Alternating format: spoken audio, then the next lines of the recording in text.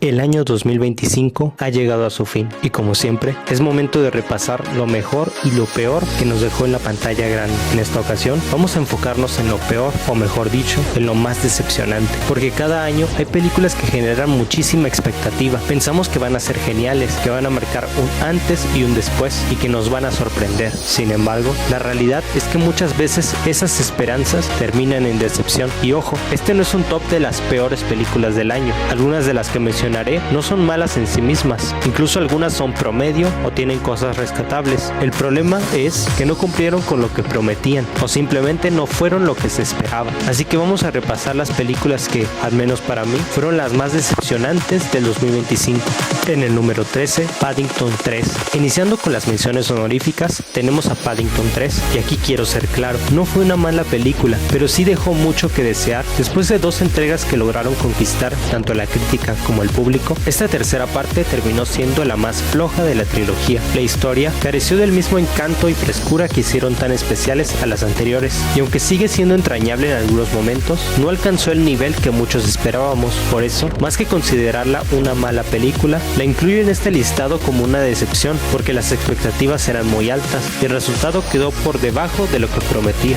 En el número 12, The Surfer. Otra cinta que tampoco fue mala, pero que sí dejó mucho que desear fue The Surfer, protagonizada por Nicolas Cage. La película se presenta como una experiencia bastante incómoda y estresante, pero más allá de generar un mensaje claro o una reflexión profunda, termina sintiéndose como una propuesta pretenciosa, con poco estilo y escasa sustancia. La atmósfera opresiva y el tono excesivamente cargado hacen que la película se vuelva difícil de disfrutar, y aunque Cage entrega una actuación intensa, el resultado final no logra justificar las expectativas que se tenían. Por eso, más que ser una mala película, The Surfer entra en este listado como una de las grandes decepciones del 2025.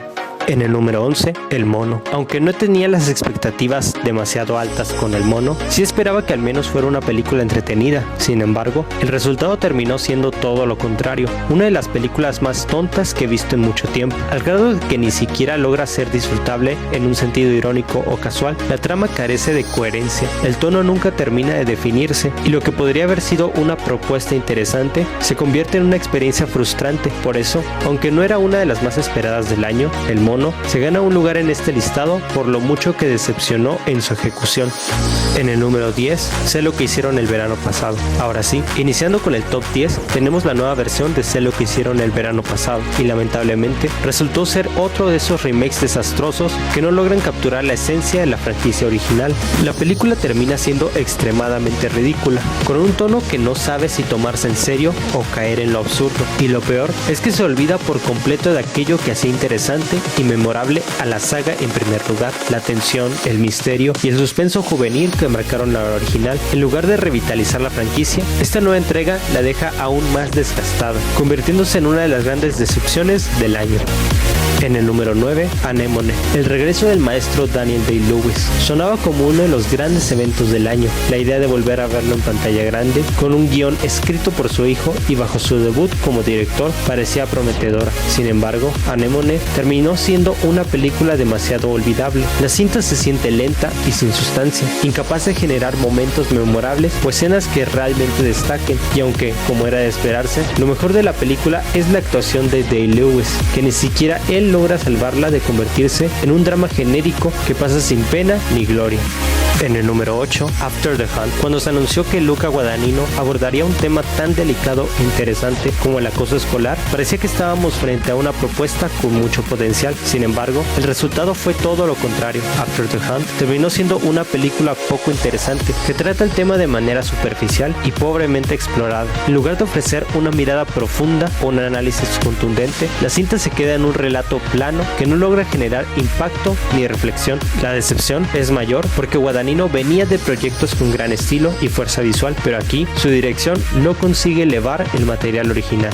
En el número 7, Highest to Lowest. La nueva versión de High and Low de Akira Kurosawa, ahora reinterpretada por Spike Lee y protagonizada por Denzel Washington, prometía ser un homenaje moderno a uno de los grandes clásicos del cine japonés. Sin embargo, el resultado terminó siendo una reinterpretación sin propósito claro, que pierde la esencia y la fuerza narrativa que hicieron tan memorable la original de 1960. 1983. Si bien hay algunos cambios interesantes y ciertas ideas que le dan un toque diferente, en general la película no logra hacerle justicia al clásico. La tensión y el impacto moral que caracterizaban a Kurosawa se diluyen en una propuesta que deja mucho que desear.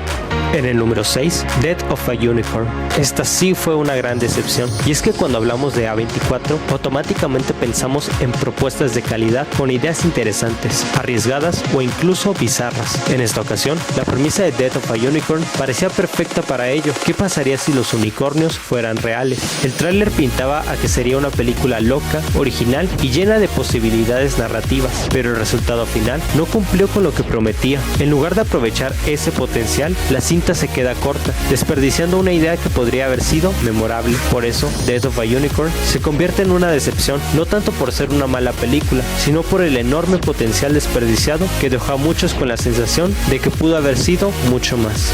En el número 5, The Black Phone 2. Este es el claro ejemplo de una secuela innecesaria que absolutamente nadie pidió. La primera película funcionaba bastante bien por sí sola, con una historia cerrada y un tono que atrapó a la audiencia. Sin embargo, cuando se anunció la segunda parte, había cierta esperanza debido al regreso del elenco y el director original. El problema es que las decisiones creativas tomadas fueron un cambio drástico respecto a lo que se había presentado en la primera entrega. Se modificaron los personajes, se alteró el género y se introdujeron elementos que no encajan con la lógica del universo previamente establecido. El resultado es una película que se siente desconectada, absurda y que rompe con todo lo que hacía interesante a la original, demostrando que no todas las historias necesitan una continuación.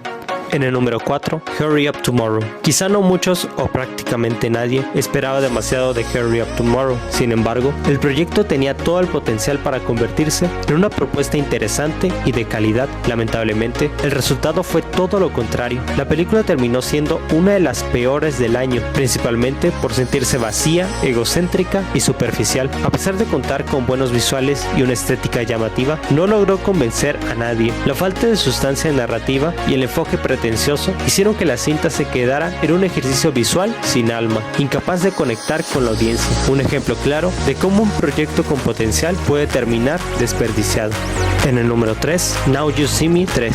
El año pasado me vi las dos primeras películas de Now You See Me y, aunque no son obras maestras, me parecieron entretenidas. Por eso, tenía muchas ganas de ver esta tercera entrega, esperando que al menos mantuviera los elementos que hacían divertida a la franquicia. Desafortunadamente, Now You See Me 3 terminó siendo mi menos favorita de toda la saga. La película carece de esos trucos, giros y dinámicas que daban vida a las anteriores entregas, y en su lugar ofrece una historia ridícula y sin sentido que rompe con la lógica interna de la franquicia. Lo que pudo haber sido un regreso emocionante de los ilusionistas más famosos del cine terminó convirtiéndose en una decepción, dejando claro que no siempre más entregas significan más diversión.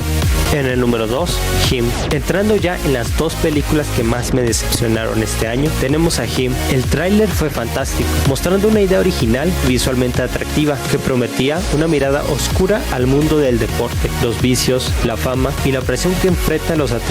Todo apuntaba a que sería una propuesta intensa y diferente. Sin embargo, al final todo eso se quedó en la nada. La película no aborda ninguno de esos temas de manera significativa y termina sintiéndose como una oportunidad completamente desaprovechada. Lo que pudo haber sido un retrato crudo y reflexivo del deporte moderno se convierte en una cinta vacía y sin rumbo y sin el impacto que prometía desde su campaña promocional. Por eso Him me decepcionó, no solo por lo que entregó, sino porque dejó de explorar.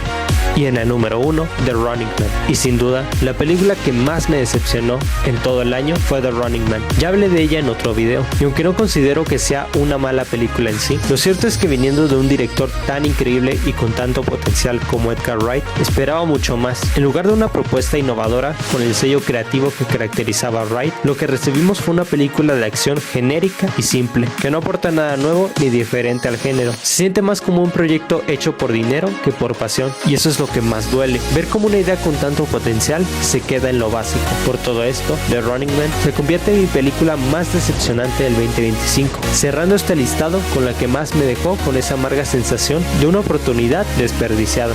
Pero bueno, este fue el video de hoy. Si les gustó, denle like, suscríbanse y comente qué películas de este año los decepcionaron más. Nos vemos hasta la próxima.